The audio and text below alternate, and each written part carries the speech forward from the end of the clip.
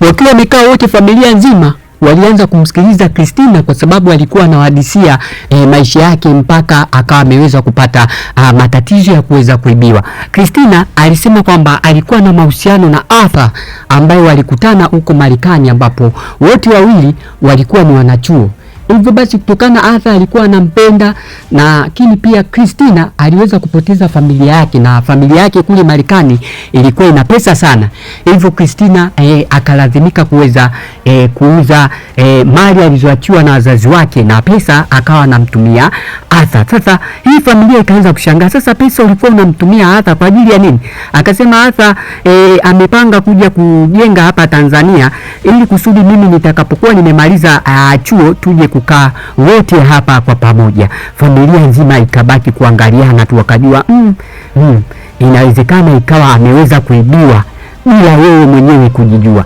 Basi Christina akazungumza, lakini napajua kwamba siku ya mwisho mimi na yeye nilipokuja hapa Tanzania tulionana hoteli moja hivi inaitwa Serena Hotel. Basi tukiacha upande huo, hapa tunamuona Makole akiwa ametoka kuweza kumfukuza yule demu, na kwa mara nyingine alikuwa ameweza kumkimbiza, lakini amekuwa akimkosa. Jabari akamwambia demu akupendi, kwa sababu angekuwa anakupenda basi angekuwa amekusubiria. Kisha Jabari akaamua kumwacha Makole akiwa yupo mwenyewe. Turudi huko nyumbani, hapa tunamuona Christina ambaye alikuwa anaendelea kuchungulia dirishani akimsubiria Jabari. Alipomwona Jabari alifurahi kweli, kwa sababu yeye ndio mtu pekee ambaye anaweza akawa anamuelewa. Basi Jabari akamuuliza Christina, vipi, umeweza kufahamu wapi alipo boyfriend wako? Akaambia nimeweza kufahamu, anapatikana hoteli moja ya Serena Hotel. Akaambia hiyo hoteli kwa mchana huu haiwezi kufanya kazi, huwa mara nyingi inafanya kazi wakati wa usiku. Jabari akabidi amwambie Christina kwamba tutaangalia kwamba usiku tunaweza tukaenda na imani utaweza kuonana na boyfriend wako. Basi Christina akasema sasa mimi hapa nitafanyaje? Basi Jabari akamwambia ninachofikiria kwa sasa, nimekumbuka Bibi Sala leo kliniki yake, hivyo Christina utabidi umpeleke bibi kwanza kliniki yake. Tukiacha upande huo, tunakuja upande huu mwingine. Hapa tunamuona rafiki yetu Makole pamoja na Jabari wakiwa wapo zao kitaa, wakiwa wanaendelea kuzunguka huku na huku. Basi Jabari alimueleza rafiki yake kwamba leo siku anaenda Serena Hotel na yule demu. Sasa Makole akamwambia sasa utavaa nguo gani? Akamwambia tavaa hizi. Akamwambia wewe acha ushamba babu, chukua nguo. Huku tunamuona Bibi Sala akiwa yupo na Christina wanakwenda hospitalini pamoja. Na hapa kuna mzee mmoja ambaye ni mzungu, huwa anampenda kishenzi huyu Bibi Sala. Christina akabidi amuulize huyu mzungu nani? Akamwambia ni jirani yetu tu hapo. Basi wakawa wamefika maeneo ya hospitalini huwezi amini kuna foleni kishenzi yani. Hapa Christina akana jaribu kumweleza Bibi Sala kwamba ndio maana uwaga sipendaji kujaga hospitalini, na ndio sababu ya mamangu kufa kutokana na maradhi ya moyo.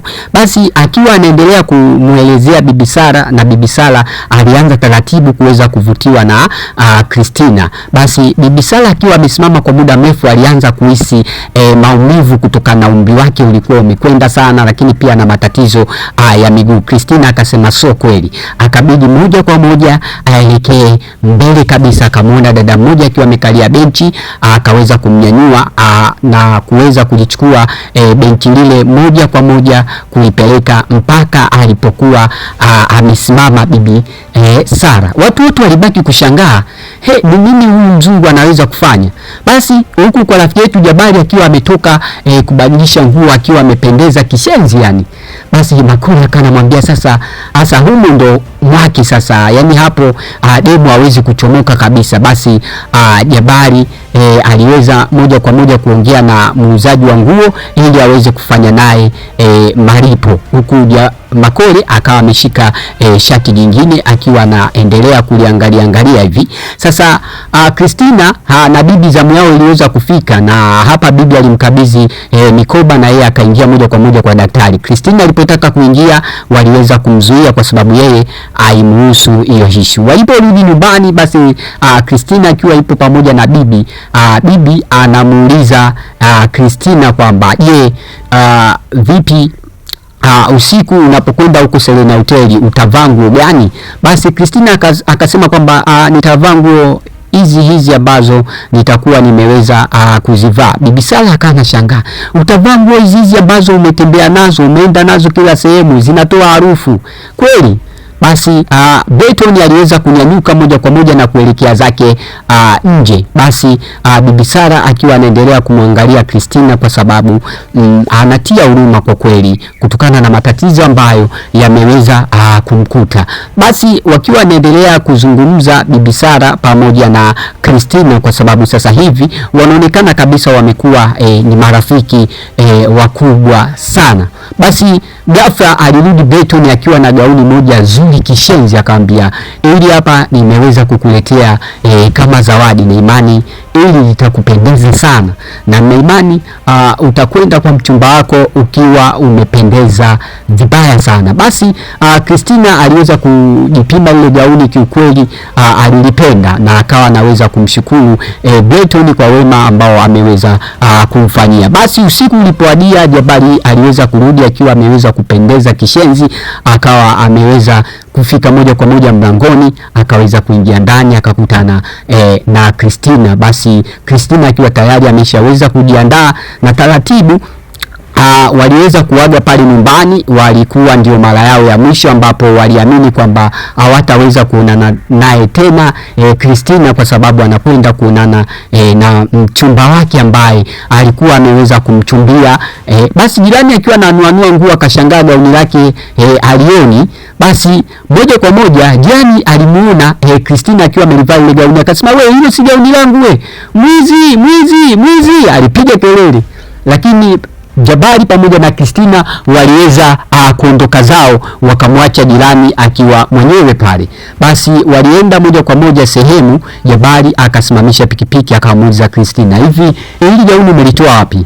Na akajibu kwamba ameweza kuletewa zawadi na bwana Betoni. Basi Jabari alicheka chini chini kwa sababu alikuwa ameshaweza kutambua kwamba Betoni ameiba gauni kutoka kwa jirani yao. Bado tukiwa tupo ndani ya jiji la Dar es Salaam, moja kwa moja aliweza kufika katika hoteli ya Serena Hoteli. Wakawa wanaendelea kuiangalia kwa sababu ni hoteli kubwa kweli kweli yenye hadhi ya nyota 5. Humu wanaoingia ni watu ambao wenye pesa katika jiji hilo, na sio kila mtu ambaye anaweza akafika Serena Hoteli akaenda kula pamoja na familia yake.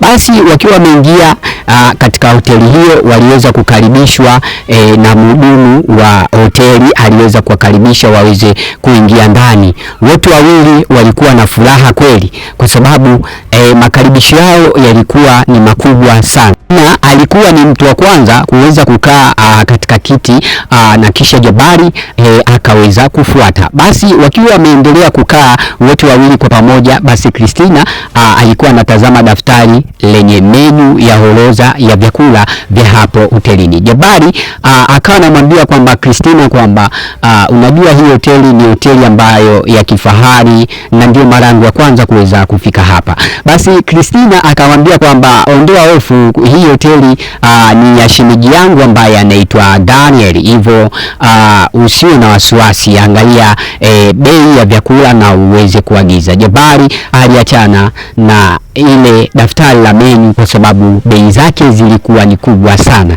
lakini pia Jabari akawa hajiamini, akawa anajaribu kuzungumza na Christina. Kumbuka Jabari ameanza kumpenda Christina, lakini anaogopa kuweza kumwambia, huku akiwa anaendelea kushushia waini ambayo alikuwa ameweza kumiminiwa kwenye glasi yake. Basi Christina naye pia alionekana kutabasamu kwa mchizi wetu ambaye anaitwa Jabari. Walionekana kutabasimiana na kila mmoja akimuonyesha mwenzie furaha ambayo iliweza kuwakuta wote wawili. Basi Christina akamwambia kwamba akija boyfriend wangu na imani tunaweza ikawa ndio mara ya mwisho kuweza kukutana.